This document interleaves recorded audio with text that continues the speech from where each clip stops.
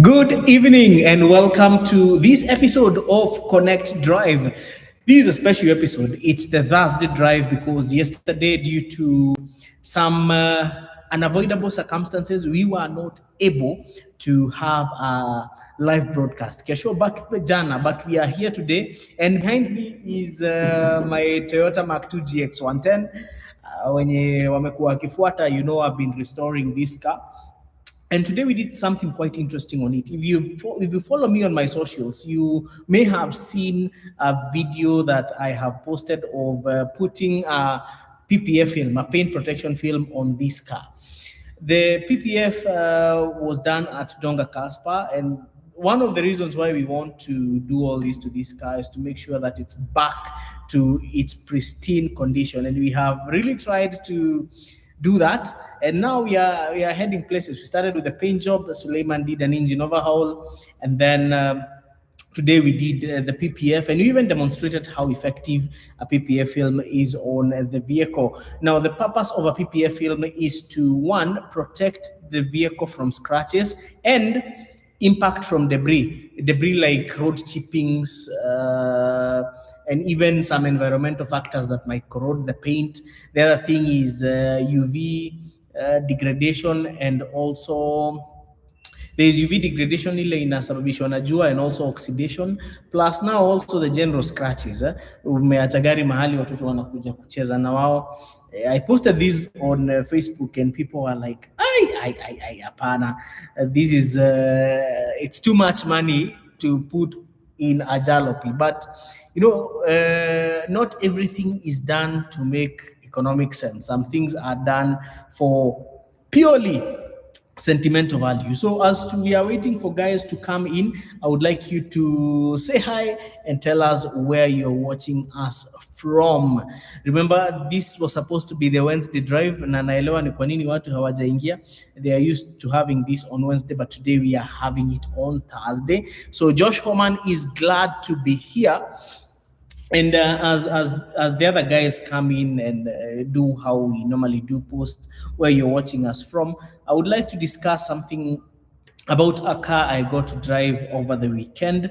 So last weekend I got to drive the Mazda CX-60 from Mombasa to Nairobi. That vehicle was imported by Caplicity. Caplicity wanakuanga pale Sad Ceramics opposite along Kiambu Road. So the CX-60 is a vehicle that is bigger than the CX-5, but smaller than the CX. But the CX-8. Sorry, no, actually, let me do this again. The CX-60 is bigger than the CX-5, but smaller than the CX-9. It is wider than the CX-50, but shorter compared to the CX-8. Mazda did an amazing job on the CX-60. It's that the kind of drive that you get on that vehicle is quite something. It's very impressive. Well, the one that they brought is a 3.3 liter turbocharged diesel engine. You also get the opportunity to have a 3.3 liter straight six turbocharged engine. So there's a petrol 3.3 and a diesel 3.3. And these engines are, straight sixes, not V6s. As other manufacturers continue downsizing engines, not bringing straight inline sixes anymore, Mazda has gone back to those days, because inline six engines are normally very well balanced. And that's why even on BMWs, they dominate. The other funny fact about the CX-60 is there's a plug-in hybrid vehicle that is faster than the 3.3 liter diesel and 3.3 liter petrol. The most boring variant of the CX-60 is actually the fastest, because the diesel produces around 254 horsepower and 550 Newton meters of torque. The petrol generates around 280 horsepower and actually around 284 horsepower and around 450 Newton meters of torque. So it's high on horsepower but lower on torque. However, the plug-in hybrid electric vehicle comes with the old 2.5 we know, the 4-cylinder 2.5. and now it has an electric motor. So it's a plug-in hybrid. It's a hybrid that you can charge. But the funny thing about this Mazda CX-60 PHEV is that the horsepower rating is actually over three. It's 323 horsepower and 550 Newton meters of torque. Those are crazy numbers for a plug-in hybrid electric vehicle. So I'll just say that things can only get interesting. So tuanze kutuma salamu hapa. I see guys are coming in. We have Josh Homan. Thank you so much, Josh Homan, for always, for always gracing us, gracing Konnekt Live here. We also have Karota Uganda. Karota Uganda this time is in Mexico. No, Karota is from Uganda, but he's supporting Team Mexico. By the way, kuna ball ndio maana watu wajaingia live. There is also Doni represented. Anasema leo and ambush. Yeah, it's because we didn't have our Konnekt Live yesterday. Peter Nganga from the Republic of Saudi Arabia is saying inside the front row, karibu sana Peter Nganga. TK is typing while directing. Kisozi Joshua. Now let me talk about this guy called Kisozi Joshua. Joshua is the face behind a car importation company in Uganda that is called Auto Styles Uganda. He's Uganda's one of the best importers in Uganda, and he has been a good friend of mine. Back then when we went to Uganda, alitusaidia sana pale kutueleza ma 1212 how the bond system works in Uganda and even their taxes as well. So Kisozi Joshua is saying, thanks for the update on the Mark II Grande. Watching live from Kampala, Uganda. Asante sana Josh from Auto Styles. Karibu sana. I'll be, by the way, this is something I'll tell everyone who is watching this live. Me and Joshua are actually planning a delivery trip from Mombasa to Kampala. That's right, Joshua. Thank you so much, Belvins, for the tip. I can see ametuwekea pale 500 kwa super chat. Yeah, also remember you can cheza if you want to contribute to the channel, you can cheza with super chat hapo kidogo. We have Rafael Nyawira saying, hello, Eric, watching from Muranga. Your Mark II looks nice from that end. Asante sana. Na uko Muranga wapi, Rafael? Tuambie pia. This Belvins from Ngong, karibu sana Belvins. Kusu saying tupo ndani, tunafurahi sana. Consistency of this show is amazing. Well done, Vokabi. Thank you so much. Although jana we ran late somewhere, so we were not able to have this live broadcast. Who else? Kevin Ndoro saying, wow, are you safe, brother? Yes, we are safe and sound. Timo Rono is inside. Leo amefika mapema sana. Timo Rono, Timo Rono, do you know somebody who, unajua wimbo inasema pogeti yako Tuscany?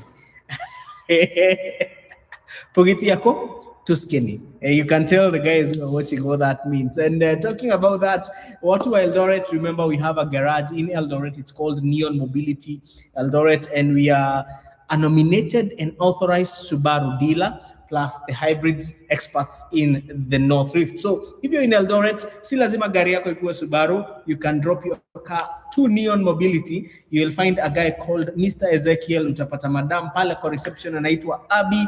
There is also a technician called Brivon, na pia kuna mzee mzima anaitwa Moha pale. So the team will be ready to receive you.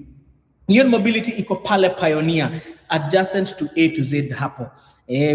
Ukivuka mto wa Sosiani towards the airport, the first Total petrol station hapo, piga right, alafu ukifika pale mwisho utaona Neon Mobility. So karibuni sana. Mkusu is saying the paint job on that Mark II is top notch. Thank you so much. We had to bahatishi. The paint job was done quite well. I'm a satisfied client. So Kisozi Joshua is saying, talk about the Mazda CX-5 petrol model 2017. I have one coming in next week. Joshua, I would like to know, is yours the proactive with the 2000cc engine or with the 2.5 liter engine? Because you see these CX-5s, the petrol ones, they are very reliable. They are very reliable, and I will not want to to say this loudly, but they can really withstand abuse. Hizi vitu zinaweza withstand abuse sana. They are just those engines, those petrol engines are, I can say they are very reliable. They might not be as thrilling to drive as the diesel ones, but there is one exception, the CX-5 with the 2.5 liter turbocharged petrol engine. That one is bad news. So Kisozi, the CX-5s with the petrol engines are normally very reliable. They are very good. Maybe Kisozi Joshua, how are the fuel prices in Uganda? You can post on the chat section so that our followers and viewers might see. Onesmus Musyuki is saying, good evening, Okabi. Good evening, sana. Onesmus, karibu sana hapa. David Kamondo is saying, hi, Eric, your views about Subaru SKE, Toyota Race, and my favorite Suzuki Jimny. Let's segment these cars. So if we take the Subaru SKE, the SKE is the mild hybrid Forester. The Race is a compact crossover, is a subcompact crossover SUV. The Suzuki Jimny is an off-roader that is loved by many and hated by few. Well, let's start talking about them. Let's start with the Subaru Forester SKE. Now, this SKE is in the SK generation of the Subaru Forester. It's not a full hybrid, though. This is one thing that people do not understand. The SKE is not a full hybrid. It is what is called a mild hybrid. Tuko pamoja? So the SKE is not a full hybrid. It is a mild hybrid. The Toyota Race no, and the SKE is not bad. It's a good vehicle, although the hybrid system does not really save much fuel because it's a mild hybrid. It's not as effective as the full hybrids and the plug-in hybrid electric vehicles, and even the extended range electric vehicles like the Nissan X-Trail e-Force. Toyota Race, small car, has the looks. I do find the pricing on the Toyota Race quite interesting because it's looking at its price is almost bordering that of the Subaru XV. So in terms of value, not unless you're not looking at it from an economical decision, you're looking at it from an emotional aspect, a sentimental aspect. The pricing is quite high on it on the Race, but the Jimny hiyo nayo hainanga. They might not be fast, but they can take you anywhere. So yeah, the Race is very economical, has ground clearance, and looks really good. But I find the pricing quite interesting. Maybe you can also share your sentiments. What do you think about the Toyota Race? Nyanda Junior saying, Eric with a CK, God bless you, my brother. Thank you so much. Watching from Tanzania. Thank you so much. On a lighter note, I hear your president has banned some of our content creators from accessing Tanzania. Robert is saying, hi, I'm in Nanyuki. I have learned a lot from you, bro. Thank you so much. Thank you so much, Robert. Nashukuru sana. I'm humbled. We have Gerutushi saying, Eric Leo, I'm watching from the 254. Karibu sana nyumbani. Karibu sana, bro. Timorono is laughing. Why are you laughing? Michael Mwangi is saying, tag CK, I'm locked in, teacher. Karibu sana. Kisozi Joshua is saying the CX-5 is a 2000cc petrol. Now that should be one of the best CX-5s around. Well, it's lazy. It's not a performer. But it's not as exciting to drive as the diesel or the 2.5 liter petrol. But in terms of reliability, hiyo gari haitawahi kulalisha kwa barabara. That's one thing I'll tell you for sure. And his ones, okay. Or Rafael Nyawera is saying, Niko Muranga doing some graphic design and printing at Ben Kim's printers. Nawajua pale, I studied my primary school, hiyo mtaa. So hiyo mtaa naijua vizuri sana. And his Mwans is in and he's saying, how are things? Mambo iko shwari kabisa. Francis Mwangi is saying, hello, are you doing any PPF on the Mark II? We have already done it. If you follow me on my social media handles, you will see I even demonstrated the scratch resistance properties of the PPF on a video nimepost hapo, lakini watu wako na feelings mingi sana hapo. I don't understand why. Kisozi Joshua is saying fuel price here in Uganda is 216 and others as low as 200 Kenya. That is for Kenya shillings. Bernard Githinji is saying, hello, Eric. I just wanted to know how reliable or it is or mechanical issues of the Familia Mazda 2009 1500cc with 160,000 genuine mileage. Okay, so you see the Familia, the Mazda Familias were basically very good cars. I have no complaints about them. Only they were nice cars. They were not sophisticated. They were not fancy, but they were enough. In terms of reliability, they are good. They are cars that will serve you diligently. Their fuel economy is good. They are reliable, and they will not get stolen. So yes, it's a good car. I would not have any I will not have any reservations about a Mazda Familia. They were simple, good cars.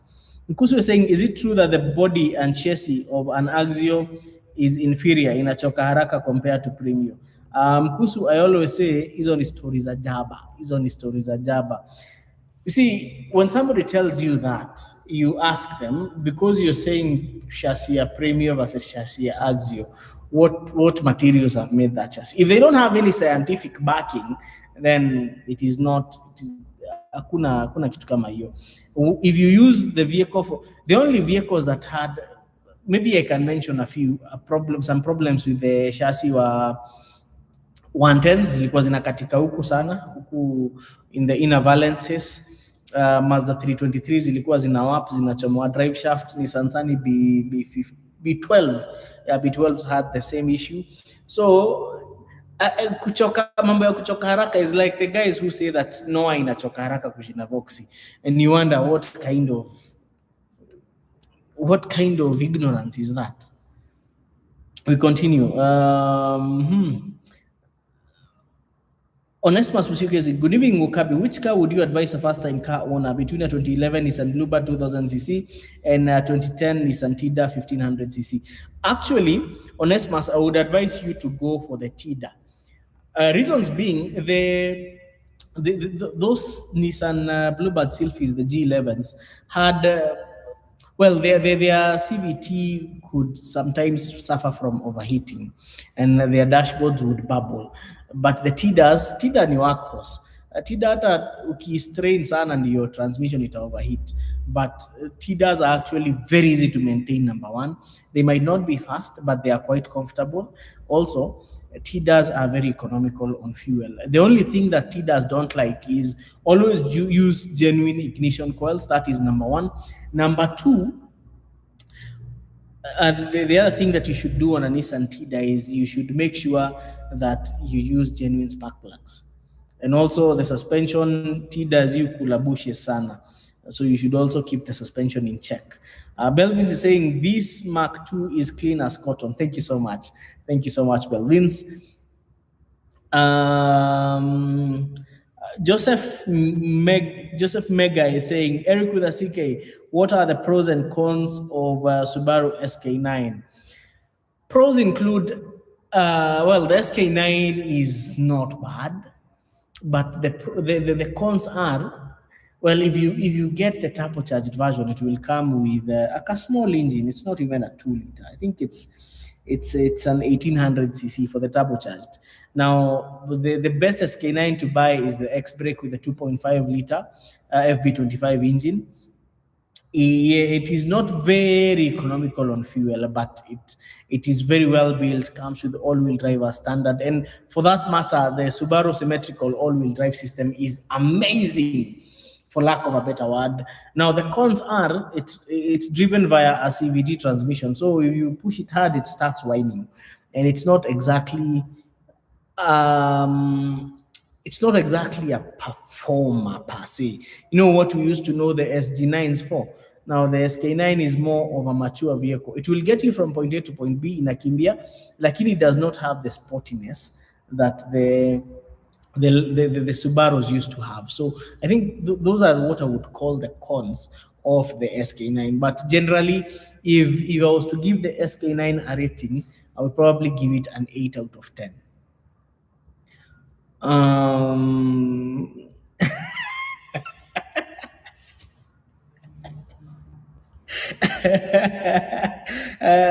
Butcher of Black Event. You want me to be banned from accessing Tanzania? He's saying, ask the Tanzanian why they call coming live at Itoaja High. At this moment saying, how are the XC90s D5 with the 2400cc diesels? Was zioni mingi sana. They were nice. Zilikuwa na talk sana. Ni vile tu hazikukaa mingi. Bonge Cab saying, hi Eric, can you rebuild a 4D56 auto gear if it's not going past the first gear and 4x4? And 4x4 don't work. 4D56, that's Mitsubishi. I think the best thing would be kwanza iangaliwe ni nini inafanya, because it could be something as small as pressure, ikiwa solenoids, it could be a problem in the valve body. It could be simple, or it could be inahitaji another gearbox. So the best thing would be to actually have the vehicle checked. Gatu Pesamino is saying, hi Eric, what do you think of the Cayenne in terms of reliability and cost of maintenance? One thing I will say about the Cayenne is, first of all, somebody buying a Cayenne is not somebody who would pretty much be afraid of maintenance, because a Cayenne is an ostentatious car. Ukiona unataka kununua Cayenne na unajiuliza maswali ya maintenance, then that might not be the right car for you. So mambo ya costs hizo, see, it's like asking the cost of maintenance of a Disco 4 or a Range Rover. It's just that these cars are meant for starters. They are not necessarily meant for reliability and ease of maintenance. No, they are meant to be a status symbol. Tuendelee. Jilidwell is saying, hello Eric, the Mark II is amazing. Asante sana. What's your view on the reliability of the BMW E70 for a first-time buyer using it for long distance and occasional off-roading? That's a very interesting question, because first of all, the BMW E70 was actually an X5. X5s were good vehicles. They were not, they had the ground clearance, but I would not advise you to take it to extreme off-roading. CFT. Somebody is trying to call us hapa. Acha tuweke hii simu silent bwana. Wajua tuko tuko high. Je, tunakuja high. So I was on the X5. The F70 was among the first generations of the X5. Hizo za kitambo. The E70 was among the first generations of the X5. Had clearance. They were quite hardy. They featured the famous M57 for the diesel variants. So they were not, I would not say as finicky as the BMWs we currently have. But again, for a first-time car owner, kwanza, the fact that you're buying it locally used, it's not a car I would really recommend, because this one, hii achia watu kama akina Alex Monzo ama mimi ama mututu who can, in case something goes wrong. The problem with these vehicles, as they grow older, they start having small but many problems. So if you start troubleshooting it can get onto your nerves. So I would recommend that you don't get the E70 for a first-time car owner. Eric Wanyeke is saying Toyota Volts look like a Toyota Fielder. Hey, Volts na Fielder zinafanana kweli? Wawero Peter is saying Mazda Verisa or Toyota Ractis, one with a budget of 600,000. Now the Ractis has more space compared to the Verisa, and that is because the Ractis has an MPV design. It has a high roof and low floor. So it's kind of MPV-ish. The Verisa is quite compact. Both are reliable, but I would give the Verisa a 7, but the Ractis an 8.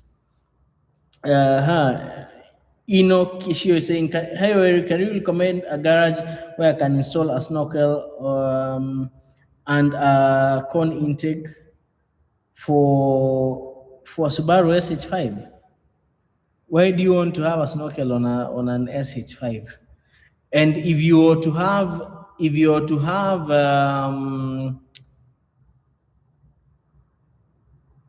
eh, hiyo nini imeenda wapi?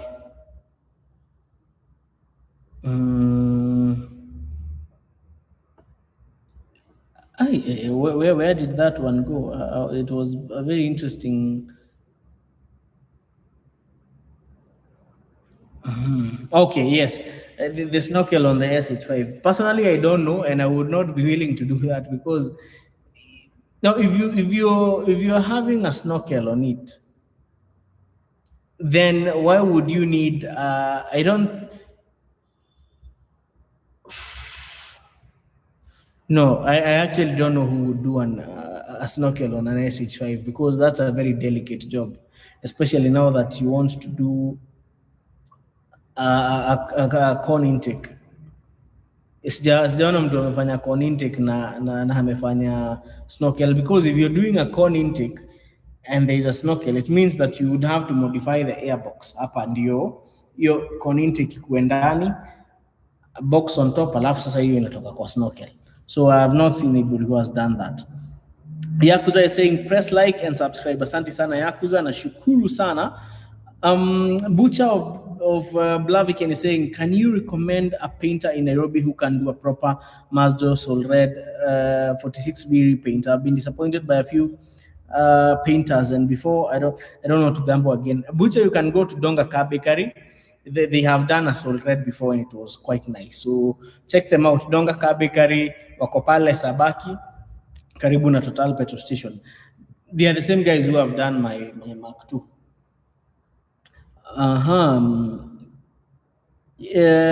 Like him is saying, hello Eric with a CK. What are your views on the 2007 Nissan Dualis?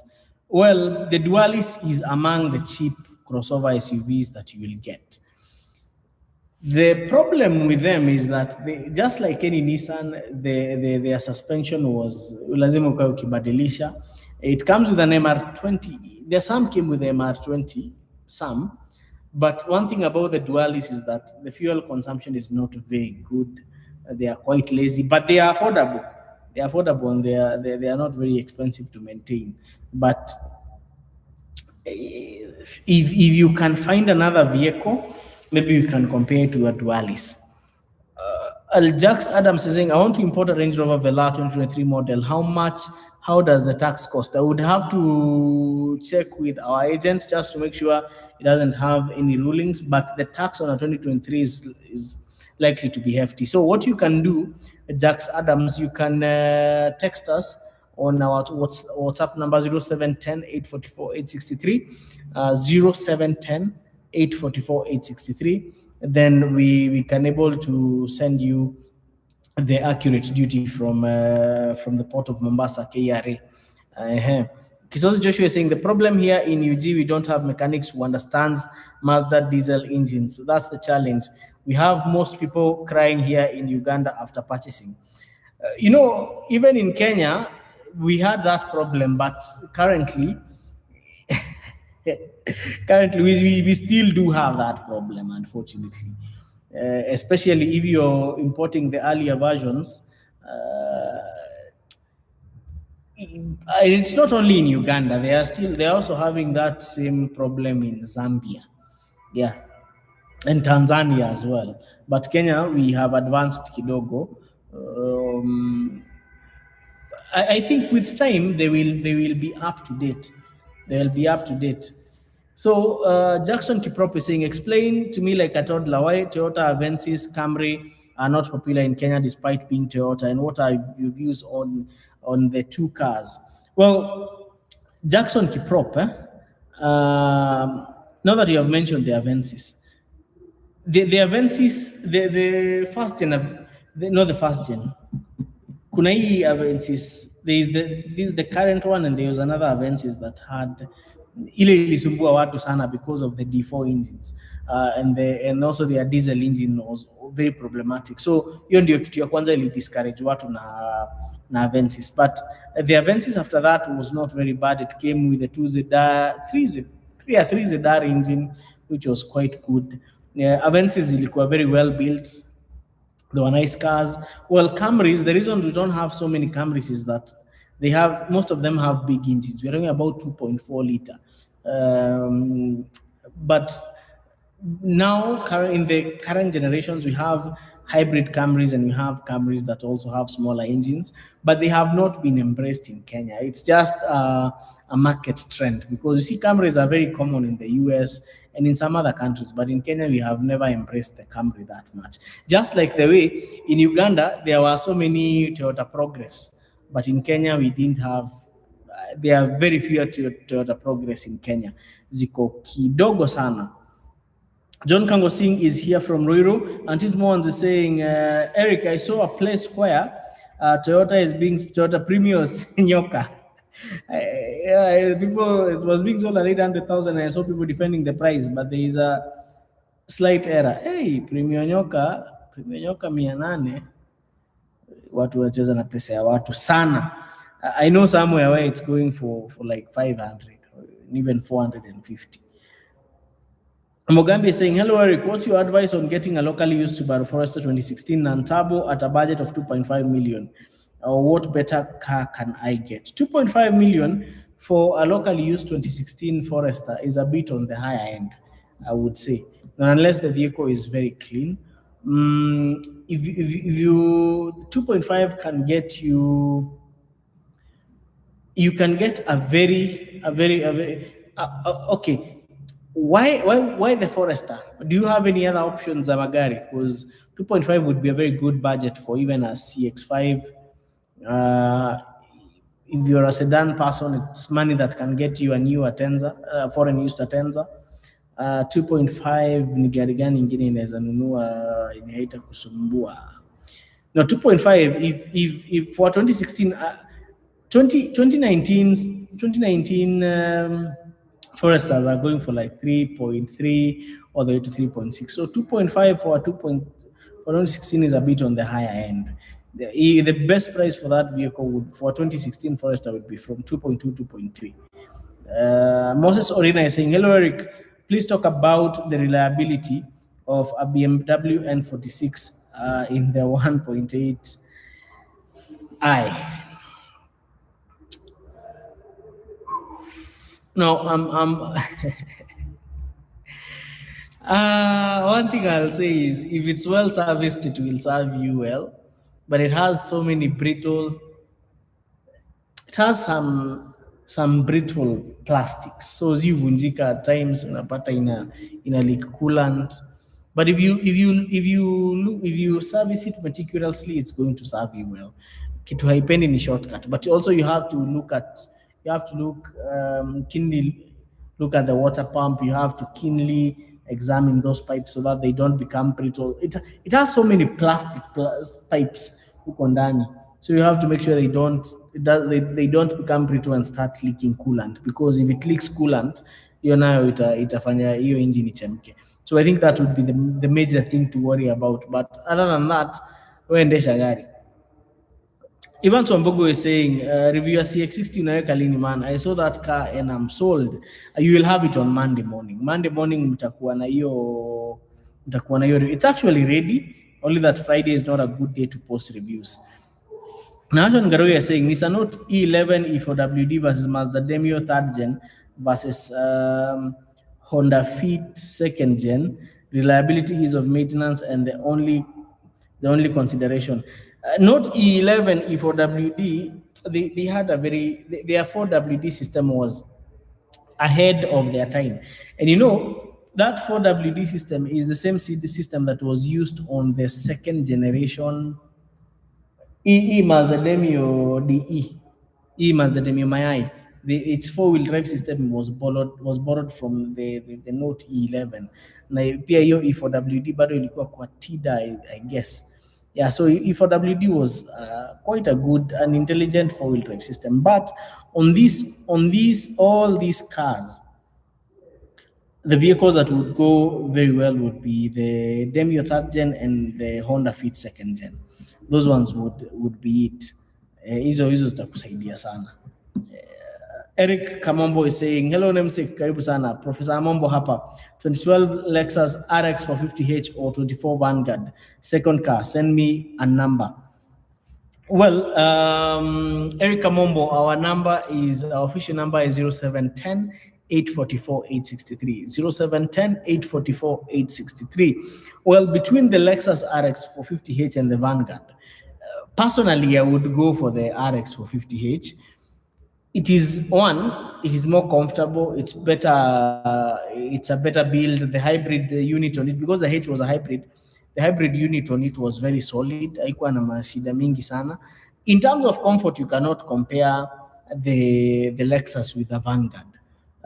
Especially the only advantage of the Vanguard is that the Vanguard was built a little bit tough.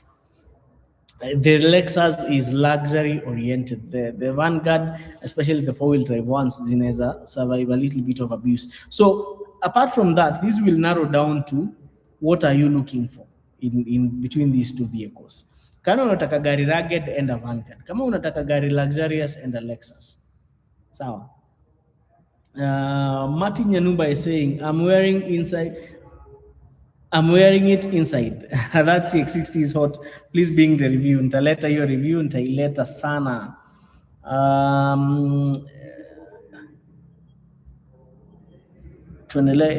James Matu is saying, at one time we talked about international insurance company that can insure our vehicles locally, granting them international recognition.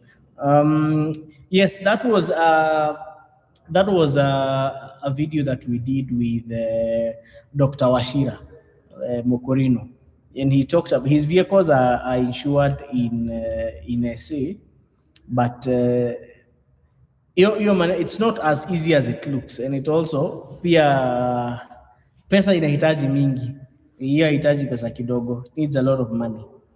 Zipora Gishure is saying, why are inline sixes smoother than V6 engines? Interesting question. Now, an inline six is a naturally balanced engine. Yes, so that's the reason why. It's a naturally balanced engine. The reason why, actually, inline sixes are probably some of the, even most performance vehicles prefer inline sixes. Look at the Toyota 1JZ, 1GZ, 1G, the BMW series of engines, most of them are inline sixes. So Land Cruiser 1HZ is an inline six. Inline sixes they have a natural balance. So yeah, that's the reason why they are smoother. And especially engines kama 1G zinakuanga, they are very smooth, very smooth, very smooth. So balance is the key thing. Rafael Nevera is saying, I saw somewhere the Toyota Celica is coming back to production. Yes, Toyota is striving towards bringing the Celica back to production, but to be honest, I tried reading at what they are conceptualizing the Celica to be, and to be just being honest, it will never be like the old Celica we had, but it's a good leap towards the future. I just hope it doesn't come of what the modern Supra became, just became a BMW. But with the Celica, now that we have the GR wing of Toyota, we might expect some good things from them. Kisozi Joshua is saying, let me see. Wacha niangalie. Leo maswali ni mingi sana. Kisozi Joshua is saying, Eric, the Honda Vezel 2025 imported for my client is amazing to him. And he has seen recommended someone to buy because we are importing an RV6, but it's perfect on the road. Yeah, we also did a review of the same Vezel. You can see it on the channel as well. Eric, what are the major problems of the Subaru XV 2017-2018 GT7? Is it true that the HV transmission issue? No, I think these vehicles have been quite good in Kenya. They have not had so many problems. Zipora Gishua is saying, what is the single most expensive J120 problem that can look completely healthy to a normal test driver? Ooh, brake booster. Brake booster. Brake booster is very expensive in a J120. Yeah, so it makes the brakes feel spongy, but if you have not driven a J120 before, you might not notice. But it's very expensive. It's very pricey. We are talking about over 100 and currently it's around 150,000. Yeah, the brake booster for a Toyota Prado J120. Francis Mwangi is saying, hello, I own a Town Ace old ship and has a lot of downtime, even spending a week in the garage. I need to upgrade to either the new Probox or the NV200, which is better for business and daily use. For space, the NV200 has a few unique selling points. It's spacious, so you can carry more. It's quite reliable. The only setback with the NV200 is ile story ya coil, ignition coils. That one mostly happens on NV200s, but most Nissans. And the suspension, you have to keep on replacing the bushes. But to be honest, it has more value compared to a Probox in terms of even carrying capacity, the space, and even the pricing point. The Probox should be cheaper, but if you look at what you're paying for an NV200, there is more value to an NV200. And also, the fuel economy on the NV200 is not bad, especially if you will not be subjecting it to heavy work. Kevin Doro is saying CX-3 manual diesel 1500cc thoughts. That's a very good vehicle for driving. It's the thrill of it is unmatched. But make sure before you buy it, you just ensure the engine is in good condition. Paul Kimemi is saying, first generation X-Trail, what's the problem? The first generation X-Trail is the Nissan X-Trail T30. I have been privileged to spend the last 8 years with one, a KAV. I think that the most we have done on that vehicle is change the gasket once. There is a time it overheated. So things you have to, it's actually a very good vehicle, very reliable. The only thing you have to look at is make sure your cooling system is up to date, it's in good shape. Also, hizo gari ziko katika kwa valencies, so you have to keep on checking kwenye zinakatika. Also, usifanyishe hiyo gari kazi mbaya, because also as Kenyans are known for abusing vehicles, so do not abuse the T30. But overall, the T30 was a good car, and ensure you get the 4-wheel drive one. Okay. Fred Daluta is saying, how much does it cost to import a Harrier 2020 model with a sunroof and a body kit? When you talk about the Harrier 2020, we will need to, 2020 was a transitional year for the Harrier. There was the old ship, the XU60, and now there is the XU80. Now for the XU80, it will cost anywhere between, if you're importing it, the last one we brought at 3.85, but that was before the new ruling on the taxes and stuff like that. So there is currently a ruling on the Toyota Harrier XU80, the tax, so imeongezeka kidogo. So if you're importing that vehicle, you will likely get it here for like 4.3 to 4.5. But now if you add a sunroof, it might even get to close to 4.6, 4.7. I've never really understood the fascination with sunroofs, but I know it's people love them. But if you look at the cost implication for you to get that sunroof, ni mingi. So that's for the XU80. I'm assuming hiyo ndio tunaongelea hapa akisema 2020. Gilidwell is saying there is a lot of negative talk on the X-Trail, yet it's one of the most common crossovers on our roads. I'm personally like to own one. Is there a way you can own an X-Trail and still get some good sleep? If you're getting an X-Trail T32 as hybrid, you're not going to get good sleep. That I can assure you. The transmission is just trash. But if you're getting the X-Trail, the new X-Trail e-Power, they're calling it the T33 e-Force. that will be probably the best X-Trail you can have. You see, let me be clear, T30 X-Trails were good X-Trails. T31s, they were good. The only problem with T31s is the CVT would once in a while overheat if it strains, and the fuel consumption. But I think the problems with the X-Trails started with the T32. T32 ilionyesha watu vipindi sana, especially with the transmission, na sana sana the S hybrid. So if you're owning an X-Trail, own the T33, the T31, or the T30. There are people who have lived comfortably with the Nissan X-Trail T32 non-hybrid. No, the non-hybrid is not, you can fix that transmission, but for the hybrid one, you will actually spend some good money trying to fix that transmission. And the sad thing is that transmission is currently gear and non-hybrid X-Trail is around 400,000. Gear X-Trail hybrid is now approaching 600,000. So you see why I'm telling you, you need to be very wary of what you are buying. Bill Odera is saying, hello Eric, I need your advice between Audi A3 for 1400cc turbocharged locally used and Volkswagen Golf 1400cc locally used. Which one should I go for? These are birds of the same feather. They have a lot in common. So I would say it's a matter of potato. I think hapo itakuwa personal preference, because these two cars do share quite a lot. They come from the same family, so they are more, in terms of maintenance and running them, is more or less the same. Erastus Wambogo is saying, Eric, please, I need your number to contact you. I'm Erastus from Nakuru. So Erastus Wambogo, you can contact me through 0710 844 863 0710 844 863. Future Lover is saying, I intend to get a Peugeot 504 as my first car. I'm not looking for fuel economy. I'm just in love with it. Can you tell me the problems that I might experience with it? Carburetor. Carburetor. You must get a good person to tune that carburetor for you.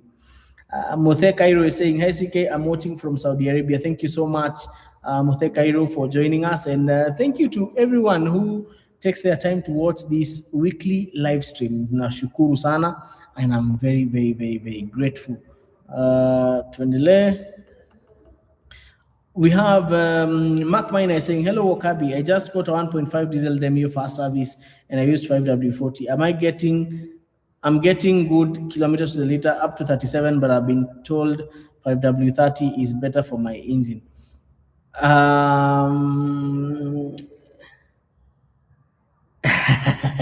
First of all, 37 kilometers to the liter is a theoretical figure. It is technically not possible on a Demio. Najua kitu unaangalia. I know unaangalia pale kwa clock, ikienda unaachilia. When you're costing, it will even go up to 50. But if you want to check the good average fuel economy, enda uangalie just hapo kwa clock, just put it to average. Don't put it on real time. Because if you look at that average, you'll notice there are times you'll get 37, there are times you will get even 2. So just look at the correct average. It can get to 20 kilometers to the liter, but 37 is technically not possible. Even a Honda Vezel does not achieve 37 kilometers to the liter. Yeah, so I would say that is not accurate. But 5W30, 5W40, there is no much difference, so it will not harm your engine. Justin Karaoke is saying, hello Eric, between Nissan... Moses Chisoli is saying, good job. Thank you so much, Moses, and thank you for joining us as well. We have Justin Karaoke saying, hello, Eric, between Nissan Kicks and Toyota Rays, which one is better value for money? To be honest, the pricing on the Nissan Kicks is very, very, very attractive, especially the Kicks e-Power. The Rays, they are both subcompact crossover SUVs, but the Rays, irrespective of the fact that we perceive it to be more reliable, the deal on the Kicks is sawa. It has a very tempting deal on it. Zipora Gishure is saying, I have an old Pajero, and let me tell you, Minor, the car lives in the garage, so it's good to get a Land Rover Disco 4. If you get a Disco 4, a clean one, it's good, but also Disco 4 ikianza kukupiga viboko, How old is your Pajero, Zipora? I would like to know. I would like to know how old your Pajero is. Maybe tukiongea hata mimi naweza I can decide to own it. What's the problem with the Paj? I would really like to know. So naona maswali ni kama zimeisha hapa, and I'm very happy for you guys gracing this Konnekt live. Now I have some interesting news to deliver to you guys. I'll be visiting I'll not call them tour operators because they do more than that, because we have a Land Cruiser. We want to get to know, why do tour operators prefer the Land Cruiser 79, irrespective of the fact that there has been an influx of newer vehicles that are trying to get into the tour business, but they still stick to the Land Cruiser. And also,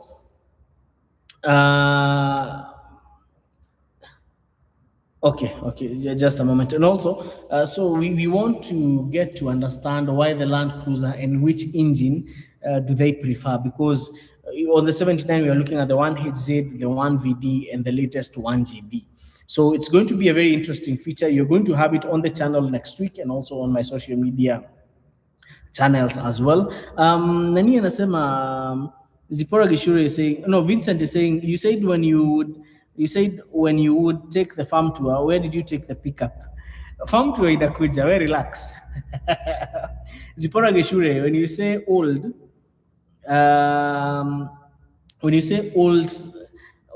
tell me which Pajero is it? I love old cars.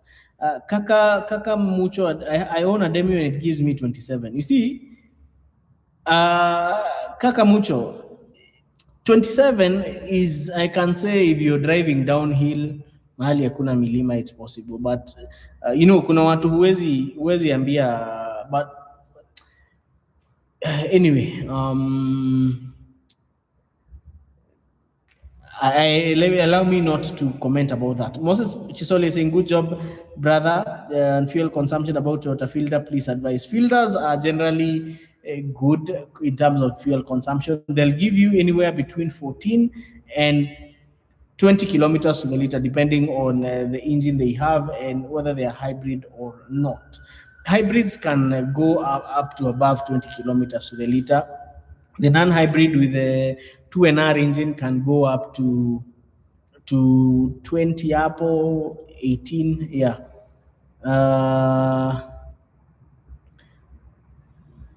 Okay, Mark Mine is saying, please tell the e-power people that their cars are not fast. Hiyo tusiongee leo. So thank you guys. Next week, your story ya Land Cruiser ina come up.